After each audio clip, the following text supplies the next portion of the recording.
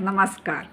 तुम्हाला माहिती आहे का, साताऱ्याचे जिल्हा न्यायाधीश धनंजय निकम आणि पालघर जिल्हा सत्र न्यायाधीश इरफान शेख या दोघांनाही सेवेतून बडतर्फ केले.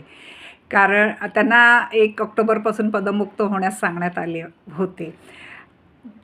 ह्यांनी धनंजय निकम यांनी जामीन देण्यासाठी 5 लाख रुपयाचा लाच घेतली असा आरोप त्यांच्यावर होता.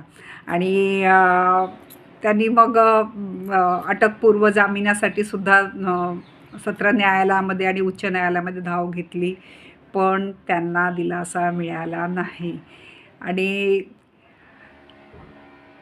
दुसरीकडे शेख जे होते त्यांच्यावरही अशाच प्रकारचे लाच घेण्याबद्दलचे आरोप होते आणि त्यांच्या विरुद्ध एक चौकशी चालू होती. मुंबईतील बेलाड न्यायालयात दंडाधिकारी म्हणून काम करत असताना अंमली पदार्थ प्रतिबंधक कायद्यांतर्गत दखल प्रकरणी सुनावणी होती. त्यावेळेला कारवाई दरम्यान जप्त केलेल्या आणि मुद्देमाल म्हणून न्यायालयात सादर केलेल्या अंमली पदार्थाची ते तस्करी करत होते असा आरोप त्यांच्यावर होता.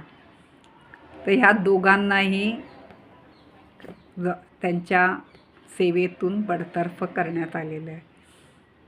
कुठेतरी अशा पद्धतीने वरती जी घाण लागलेली आहे वाळवी, ती जायला पाहिजे. आणि